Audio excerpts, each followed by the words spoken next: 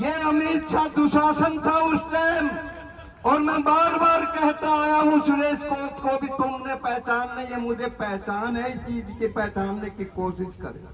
और मनोहर लाल खट्टर उस टाइम किचक था, और ये जो दुकानदार बाबा रामदेव है, ये शिकंडी था, भागा था एक बार औरत के कपड़े पहन करके। और ये 1.5 फुटा जो मोटा है यूपी का, ये जयद्रथ था।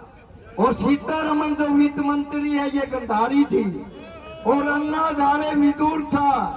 और ये जो चीफ मिनिस्टर वो पूरा वो बिहार का नीतीश कुमार, अब जो राज्यसभा में गया है, ये मामा शकुनी था। बार बार मेरी जिम्मेदारी है, यहां से पानी नहीं जब तक लेके जा सकते, जब तक चांदत गांव की इच्छा को पानी की को पूरा नहीं कर देंगे। मेरे कानून से खा रहे हो, अमृत योजना के तहत अर्बन की बात, अर्बन हमारा भाई है, तुम तो अर्बन से भी वोट की बात करते हो। और मीटिंग करके मेरे को हंसी के मेरे को साथी बता रहे थे, ये मीटिंग करने लग रहा था कि चांदत के खिलाफ लिख के दे दो कि हम भी आंदोलन करेंगे। अरे तो के तो लड़ाव के बताओ, वहां यूं कहने लग रहा है कि इसको गांव के शहर की लड़ाई कर दो। गांव भी हमारा है, शहर भी हमारा है। हम शहीद भगत सिंह सुभाष चंद्र बोस की औलाद हैं। हमें धर्मों में मत बांटो, हमें जात बिरादरी में मत बांटो, हम हिंदुस्तानी हैं। और हिंदुस्तान की लड़ाई लड़ने के लिए, हिंदुस्तान की जनता को बेस्ट वे ऑफ लाइफ देने के लिए, हिंदुस्तान की जनता को बहुत अच्छा जीवन देने के लिए, नौजवानों का भविष्य सुनिश्चित करने के लिए, माताओं बहनों की इज्जत को महफूज रखने के लिए, बुजुर्गों के सम्मान को बरकरार रखने के लिए, ये देश का नौजवान एक है, एक था, एक रहेगा। इस हांसी और चांदत को लड़ा करके चुनाव जीतने की मंशा को भूल जाना, इस बात को हम घटने नहीं देंगे। इसीलिए मुझे कल कोई कहने लगा कि छत्रपाल जी आपने हांसी और चांदत के पानी की बात अखबार में लिख दी। मैं कोई गलत नहीं लिखी, हांसी भी हमारा है, चांदत भी हमारा है, हमें दोनों के लिए पानी चाहिए। और ये सरकार और ये नुमाइंदा, इसका तो जिक्र क्या करूं, ये इस हांसी और चांदत के पानी को उलझा करके, लोगों के ध्यान को डाइवर्ट करके, लोगों के आंदोलन में झोंक करके कि ये 2 रोटी सुखते ना खा लें, सिर्फ हमें बिगाड़ने, लड़ाने का और अपना वोट निकालने का काम कर रहे हैं बुजुर्गों और नौजवान साथियों। ये बात जो मैं समझता हूं वो मैंने आपके बीच में रखी है, और इस मुद्दे को आपके बीच में रखा है कि कायर राजनीति को खत्म करने की जरूरत है।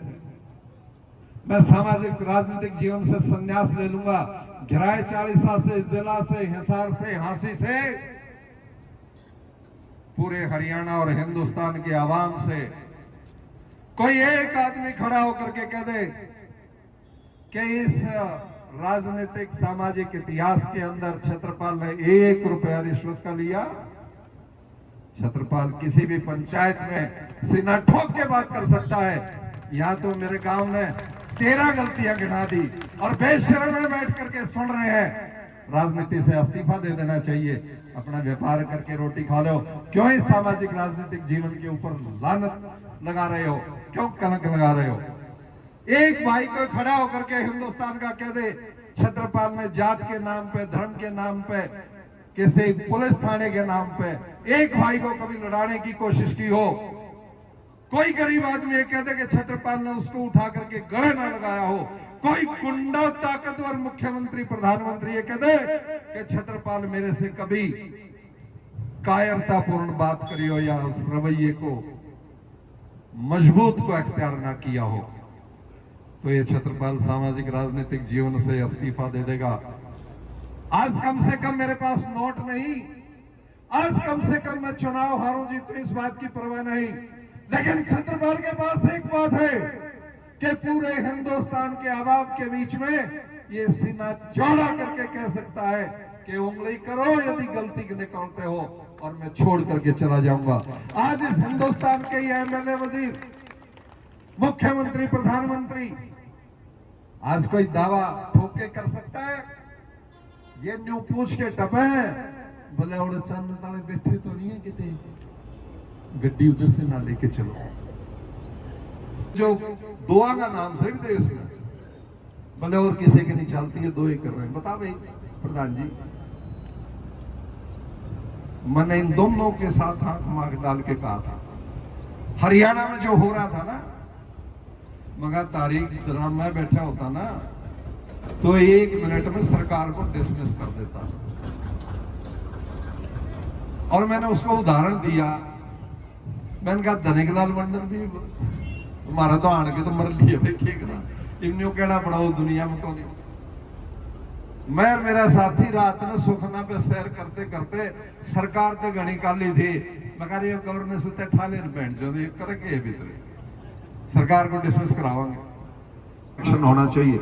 उसके खिलाफ लड़ते लड़ते वो हाथ जोड़ के आखिर में पाछा छुटाना था, 2 बढ़ रहे भीतर और भरोसा नहीं किए बने।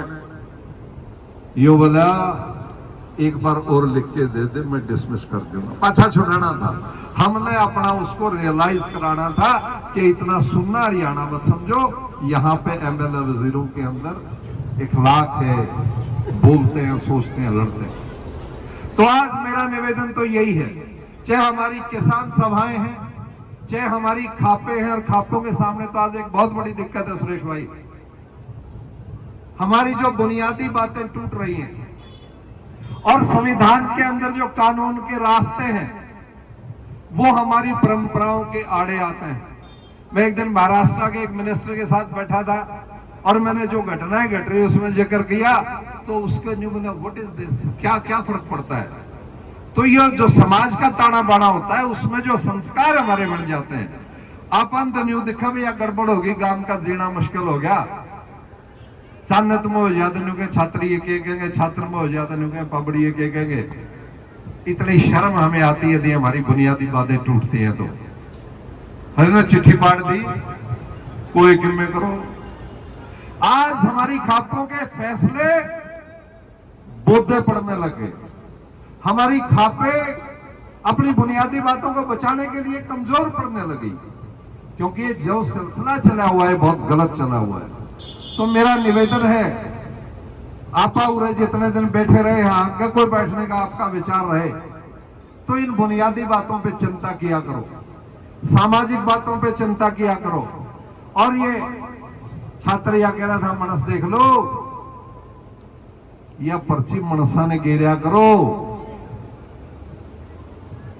ये जो ताड़ी बजानी है भाई हो है ना, ये एमएलए वजीर तो ये कौन के लायक भी कौन, ईमानदारी के साथ कह रहा हूं आपको। जो नाम टप्पा ले दूंगा ना, तड़का भाई कहेंगे हमें कमजोर बताया है, ये इतने कमजोर है, समझ गए होगे ताड़ी बजानी कौन सा है, ये हमें भी कौन ईमानदारी से। और इनसे धरना दे के मांग पूरी कराओ मेरे अड्डा में भाई, मांग की टाल कर दोगे, इन पे मांगना छोड़ दो, गणे ठाटे हो इन तमें वहां को नहीं, तेरे अंदर अंश है, तुम्हारे अंदर इखलाक है, तुम्हारे अंदर इंसानियत है, तुम्हारे अंदर भाईचारा है, तुम्हारे अंदर जीने का जज्बा है। हमारी ये बहन बेटियां बैठी हैं, बडेरा गाल में टपदा हुआ तो खड़ी हो जाएगी साइड में दादा दास के घर में कोई निकम्मा बालक जामजर किसी बूढ़े गाड़ी खुरगाई करता हो तो 4 बूढ़े लाठी छोरे होश करिए, बैठे से बैठ जाए दीप तक। तो पहला हमारा समाज है, हमारा भाईचारा है, 36 बिरादरी के भाई खेत के अंदर पसीना एक करके काम करते हैं। आज वोटों की राजनीति में हमें पाड़ने का काम कर दिया। आज हमारे पानी के ऊपर लड़ाई में अपना शहर और गांव के वोट को बांट करके अपना उल्लू सीधा करने का काम कर रहे हैं, कभी धर्म के नाम पे, कभी जात के नाम पे। कसम खा लो ये किसी के नहीं है, कदे कोई यूं कहता हो इनकी छोड़ दो हमें तारा करना, हाँ गलत बात है ये सही पूछो तो ये अपने घर वाले के भी कोनी लालची इतने हैं, कोई और टुकड़ा दिखा दे तो उठ के चाल पड़ा, बड़कन छोड़ के इतना व्योम से इनका इतना इखलाक से आपको सही कहने लग रहा हूं मैं। दांत मार होती है इनके लक्षणों को देख करके, इनके जज्बों को देख करके शर्म आती है कि हिंदुस्तान के शहीदों ने इस देश की आजादी की लड़ाई क्यों लड़ी थी, ये नकद पैदा करने के लिए। पैसा पैसा पैसा पैसा, मगर 10 का नोट कर ले तो ले जाके दिखा दिए, पागल हो गए। अपनी बात को लंबा नहीं करना चाहता, मेरे ख्याल में तकरीबन बातों का जिक्र हो चुका है। मुद्दे की बात यह है, भारतीय जनता पार्टी के एक सिस्टम में है, मुख्यमंत्री का ताकत नहीं, मुख्यमंत्री होने का ढोंग करेगा। प्रधानमंत्री के पीछे जो ताकतें लगी हुई हैं, वो उसको जो आदेश देंगी वो उनको मानने का काम करेगा। और सिलेक्शन उन्हीं आदमियों का होता है जो इनके चोटी कट होते हैं। ये भाई साहब, एक आधी बात और बता दूंगे को, मेरे बुजुर्गों को, नौजवान साथियों को, सबका बहुत बहुत आभार और शुक्रिया कि आप हर एक समय के ऊपर, अनेक बातों के ऊपर अपने घर का काम करना छोड़ करके लोगों की लड़ाई लड़ने के लिए जमीन पर रखा है। बोले ये कैसे पता चले? वहां फरमाइश कर लो, सरकार आपकी, तहसीलदार आपका, पटवारी आपका, 1 बजे तक फरमाइश करवा लो। जे हमारा खेत में है तो पढ़ने का हक हमारा है कि नहीं, ये बताओ। कोई कानूनी कार्रवाई नहीं बनती हमारे ऊपर। मैंने बोला कि आपकी हिम्मत कैसे होगी हमारे खेतों में घुसने की?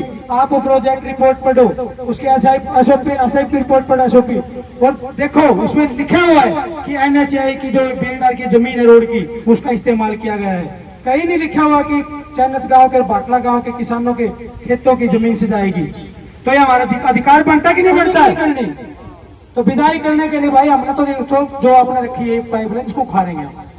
तो प्रशासन में भी बातचीत चल रही है उनकी। और भाई 1 बजे तक जो हमारे खेत में, हम बता दें कौन सी पाइप अपने खेत में है, वो उखाड़ के आप रोड की जमीन पर रखेंगे। चाहे जाम लगो, चाहे अव्यवस्था हो, उसकी जिम्मेदारी प्रशासन की है और माननीय विनोद बिहाड़ा की है। क्योंकि हमारे को इतने दिन परेशान किया गया। इस बात को याद कर लेना। और ये जो है अमित शाह, ये अमित शाह दुशासन था उस टाइम।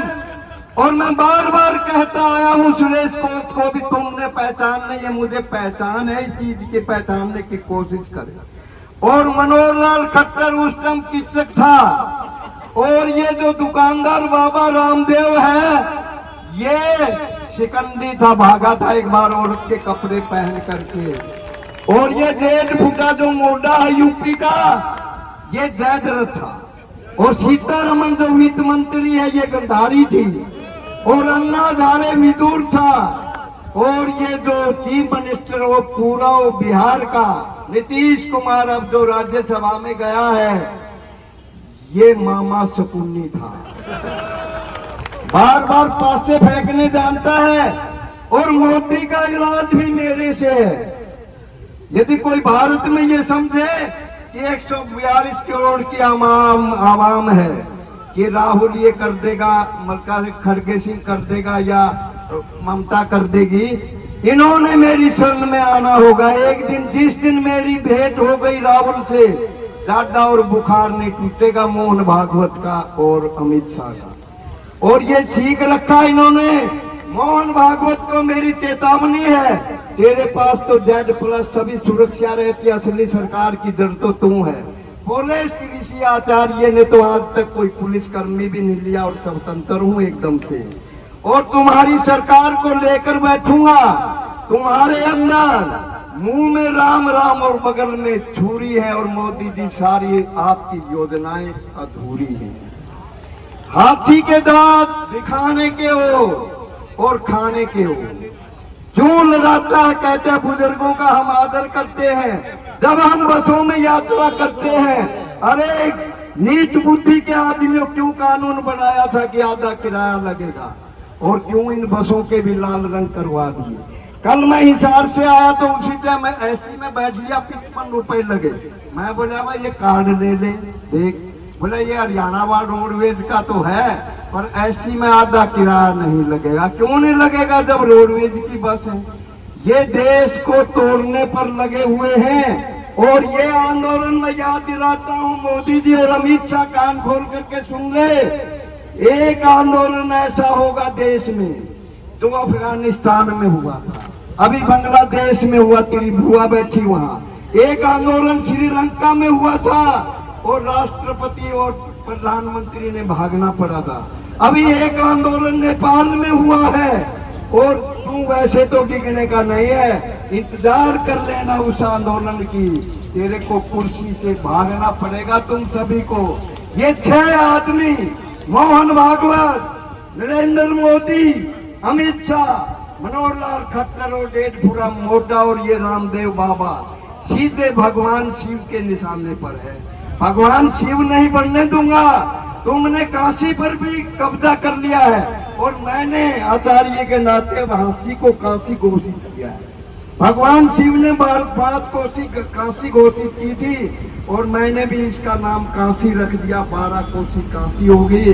और मेरे को पहचान लेना कि कौन है, कि जिस प्रकार कुरुक्षेत्र में युद्ध हुआ था तो सारी सेना श्री कृष्ण ने कौरवों को दे दी थी, एक अल्लाह था। अब तुम्हारे साथ भी ज्यादातर ब्राह्मण लगे हुए। मैं हर चीज में हिस्सा लेता हूँ और टिकरी बॉर्डर पर भी मैं गया था, हर आंदोलन में लेता हूँ। और वहां भी मैंने डल्लेवाल को कहा था ट्रैक्टर पर मुझे बिठा के आध घंटे में शंभू बॉर्डर ना तुम खुलवा दो तो मेरे को ब्राह्मण मत कहना। तो ये है, याद कर लेना और मुझे पहचान लेना कि तुम्हारा पतन मेरे से होगा। भारतीय जनता पार्टी का पतन मेरे से होगा। तुमने भी एक नया रिवाज चला दिया मोहन भागवत ने कि टिक्का लगाते हैं वो हरामजादे बिंदी नुमा। अरे टिक्का तो नीचे से ऊपर लगता, हमारे भारत की संस्कृति को क्यों बिगाड़ते हो? और औरत लगाती है बिंदी नुमा टिक्का। कोई भी बिंदी लगाने वाला उस पर विश्वास मत करना। ये सारी इसी की सेना है। इनका मैन मुख्य तो मोहन भागवत है, ये RRSS वाले हैं। जय हिंद। बहुत बढ़िया, बंद दीजिए जोरदार तालियां।